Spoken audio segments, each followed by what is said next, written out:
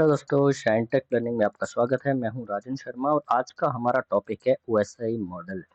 OSI model अगर दोस्तों आपने इसको अच्छे से समझ लिया तो आगे की नेटवर्किंग आपके लिए बहुत ही आसान हो जाएगी समझना। ज़्यादातर स्टूडेंट्स ओएसआई मॉडल को बहुत ही मुश्किल मानते हैं कि ये इतनी आसानी से समझ नहीं आता है, लेकिन दोस्तों ऐसा बिल्कुल भी नहीं है। मैं आपको इतनी सिंपल लैंग्वेज में एक प्यारी सी एग्जांपल के साथ ओएसआई मॉडल एकदम ऐसा क्लियर करवा लूँगा कि आपको दोबारा इसको पढ़ने की ज़रूरत तक नहीं पड़ेगी। इसे मॉडल को हम 2 अलग-अलग वीडियोज़ में कवर करेंगे। पहली वीडियो में हम ये जानेंगे कि इस मॉडल की हमें ज़रूरत क्यों पड़ी, इसको किसने एस्टेब्लिश किया और इसकी थोड़ी हिस्ट्री के बारे में। सेकंड वीडियो में हम देखेंगे कि ओएसआई मॉडल कैसे काम करता है, इसकी लेयर कैसे हैं। वीडियो को शुरू करने से पहले जो व्यूअर्स यहाँ पर नए हैं उनसे रिक्वेस्ट है कि आप चैनल को सब्सक्राइब कर लीजिए ताकि नेटवर्किंग के और अच्छे और नॉलेजेबल वीडियोज़ आप तक पहुँचते रहें। तो आइए वीडियो को शुरू करते हैं। दोस्तों जब भी कोई नई चीज़ इंट्रोड्यूस होती है तो हमें ये जानना सबसे पहले बहुत ज़रूरी हो जाता है कि उस चीज़ की हमें ज़रूरत क्यों पड़ी, आखिर ऐसी क्या प्रॉब्लम थी जो इस नई कॉन्सेप्ट की हमें ज़रूरत पड़ी। आज का टॉपिक है ओएसआई मॉडल, तो हमें ओएसआई मॉडल की ज़रूरत क्यों पड़ी, आइए पहले उसकी प्रॉब्लम के बारे में डिस्कस करते हैं। जैसे कि इस पिक्चर में साफ-साफ दिख रहा है कि 2 आईबीएम के कंप्यूटर्स हैं, दोनों के बीच में कम्युनिकेशन दिखा रखा है, दोनों प्रोप्राइटरी प्रोटोकॉल्स यूज़ कर रहे हैं, लेकिन वो एचपी के सिस्टम के साथ कम्युनिकेट नहीं कर रहे हैं। एक्चुअल में प्रॉब्लम दोस्तों हमा उस समय ये थी कि प्रोटोकॉल्स आर्किटेक्चर डिपेंडेंट थे। मशीन डिपेंडेंट प्रोटोकॉल्स थे जो अपनी ही मशीन के साथ सेम आर्किटेक्चर की मशीन के साथ ही कम्युनिकेट करते थे, कोई दूसरी हार्डवेयर के साथ वो कम्युनिकेशन नहीं कर पाते थे। तब एक्सपर्ट्स को ये पता था कि इस बैरियर को अगर दूर नहीं किया गया तो आईटी में रेवोल्यूशन इतना आसान नहीं होगा, काफ़ी मुश्किल हो जाएगा। तो इसको दूर करने के लिए ओएसआई मॉडल इंट्रोड्यूस किया गया 1984 में। ओएसआई मॉडल के इंट्रोड्यूस होने के बाद क्या हुआ, जो मशीन डिपेंडेंसी थी वो हमारी क्लियर हो गई और हमें मिल गई इंटरऑपरेबिलिटी। इससे फ़ायदा क्या हुआ कि आईबीएम की मशीन जो एक डिफरेंट हार्डवेयर होता था, वो एक एचपी के डिफरेंट हार्डवेयर के साथ कम्युनिकेशन प्रॉपर्ली कर पाने लगे। पहले जो ऐसा नहीं कर पाते थे। तो आपने जान लिया कि प्रॉब्लम क्या थी। हार्डवेयर डिपेंडेंट प्रोटोकॉल्स थे। खुद वेंडर्स और कंपनी सबके खुद के प्रोटोकॉल्स बनाती थी जो उन्हीं के हार्डवेयर पे वो कम्युनिकेशन प्रोवाइड कर पाते थे, दूसरे हार्डवेयर में नहीं करते थे। वैसा ही मॉडल इंट्रोड्यूस होने के बाद ये डिपेंडेंसी हार्डवेयर की खत्म हो गई और उसके बाद हर मशीन दूसरी किसी भी मशीन के साथ कम्युनिकेशन कर पाने लगी। ओएसआई मॉडल को इंट्रोड्यूस किसने किया? International Organization for Standardization. आपने आईएसओ के बारे में ज़रूर सुना होगा, जैसे आईएसओ सर्टिफाइड, आईएसओ सर्टिफिकेशन 2001, इस तरह के सर्टिफिकेशन के बारे में आपने ज़रूर सुना होगा। ये वही ऑर्गेनाइजेशन है जिसने ओएसआई मॉडल को इंट्रोड्यूस किया। ISO founded on 23rd of Feb 1947। ISO जो था 23rd of February 1947 को इस ऑर्गेनाइजेशन की स्थापना हुई थी। ये एक नॉन गवर्नमेंटल ऑर्गेनाइजेशन है जिसका हेड ऑफिस जिनेवा में है। Establish international standard to exchange information and barrier free trade.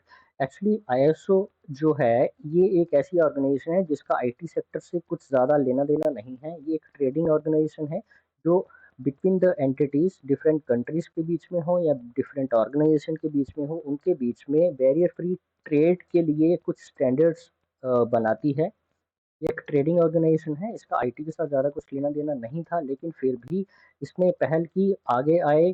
जो कम्युनिकेशन के बीच में जो बैरियर्स आ रहे थे नेटवर्किंग के केस में, 1977 में आईएसओ ने एक कमेटी एस्टेब्लिश की जिसका काम ये था कि कंप्यूटर कम्युनिकेशन के बीच में जो बैरियर्स आ रहे थे उसको दूर करना। तो इस कमेटी ने अपना काम किया और 1948 में एक मॉडल लेकर आई जिसका नाम था ओएसआई मॉडल, जो कम्युनिकेशन प्रोवाइड करवाने लगा डिफरेंट हार्डवेयर के बीच में। ओएसआई मॉडल ने क्या किया, two system communicate without changing their underline hardware and software, जो कि पहले ऐसा नहीं होता था। वैसे ही मॉडल के पहले सब हार्डवेयर डिपेंडेंट थे, सॉफ्टवेयर डिपेंडेंट थे, आर्किटेक्चर डिपेंडेंट थे। वैसे मॉडल के आने के बाद ये डिपेंडेंसी खत्म हो गई और हार्डवेयर और सॉफ्टवेयर को बिना चेंज किए हुए उन दोनों के बीच में कम्युनिकेशन एस्टेब्लिश हो गया। देख लेते हैं ओएसआई मॉडल होता क्या है। OSI model is not a protocol, not a software, not even a hardware. Actual में OSI मॉडल कोई प्रोटोकॉल नहीं है, कोई सॉफ्टवेयर नहीं है जो आपको इंस्टॉल करना है और ना ही ये कोई हार्डवेयर है। ये एक थ्योरेटिकल कॉन्सेप्ट है जिसने हमें नेटवर्क को अंडरस्टैंड करवाया। मीन्स ये एक थ्योरेटिकल एक थीसिस है, ब्लूप्रिंट है जो ये बताती है कि सॉफ्टवेयर हार्डवेयर डिज़ाइन करते हुए, प्रोटोकॉल डिज़ाइन करते हुए ऐसी कौन-कौन सी चीज़ें हैं जिनको ध्यान में रखना है। वो ध्यान में रखकर ही आगे के सॉफ्टवेयर और हार्डवेयर डिज़ाइन होने लगे, उनके आर्किटेक्चर डिज़ाइन होने लगे, जिससे हमारा जो कम्युनिकेशन का बैरियर था वो दूर हो गया। वैसे मॉडल क्या करता है, designing a network which is robust, flexible और इंटरऑपरेबल। इंटरऑपरेबल मीन्स एक दो डिफरेंट आर्किटेक्चर की, दो डिफरेंट हार्डवेयर की मशीन के बीच में कम्युनिकेशन प्रोवाइड करवाना, फ्लेक्सिबिलिटी प्रोवाइड देना और हार्ड नेटवर्क को रोबस्ट बनाना ओएसआई मॉडल के इंट्रोड्यूस होने के बाद हुआ। OSI model consist of 7 separate but related layers. OSI model में 7 सेपरेट लेयर्स होती हैं, लेकिन वो एक दूसरे से रिलेटेड होती हैं। Each layer has its own responsibility to perform.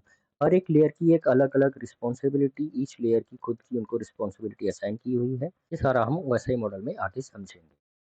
दोस्तों ये हैं ओएसआई मॉडल्स की कुछ 7 लेयर्स। पहली लेयर्स या हम एप्लीकेशन लेयर को भी कहते हैं, लेकिन कहीं कहीं तो ऐसा भी सुनने को मिलेगा कि फिजिकल लेयर्स को हम पहली लेयर कहते हैं। आप कहीं से भी शुरू कर सकते हैं, लेकिन इनकी सीक्वेंस ऐसे ही होनी चाहिए। पहली layer application layer, second presentation, session layer, transport layer, network layer, data link layer and then physical layer. सभी लेयर्स की अपनी अपनी रिस्पॉन्सिबिलिटी है, एक दूसरे से रिलेटेड है। जब भी हमारा डाटा कोई ट्रांसफ़र होगा, एक एंड से हमारा शुरू होता है, हर एक लेयर को फॉलो करते हुए हमारा डाटा इस तरह से फॉलो होते हुए डेस्टिनेशन के पास में चला जाएगा। हमारी जो ऊपर की 3 लेयर हैं उनको हम सॉफ्टवेयर लेयर कहते हैं। लास्ट की 3 लेयर्स को हम हार्डवेयर लेयर कहते हैं और बीच वाली लेयर्स को हम मिडल लेयर या हार्ट ऑफ ओएसआई मॉडल कहते हैं। इनको सॉफ्टवेयर लेयर इसलिए कहा जाता है क्योंकि इनमें कोई हार्डवेयर टाइप की चीज़ यूज़ नहीं होती है। ये कंप्यूटर सिस्टम में जैसे ब्राउज़र होता है, ब्राउज़र ही इन लेयर्स का काम कर देता है। इनकी क्या-क्या रिस्पॉन्सिबिलिटी है अलग लेयर की, वो हम डिटेल में आगे डिस्कस करेंगे।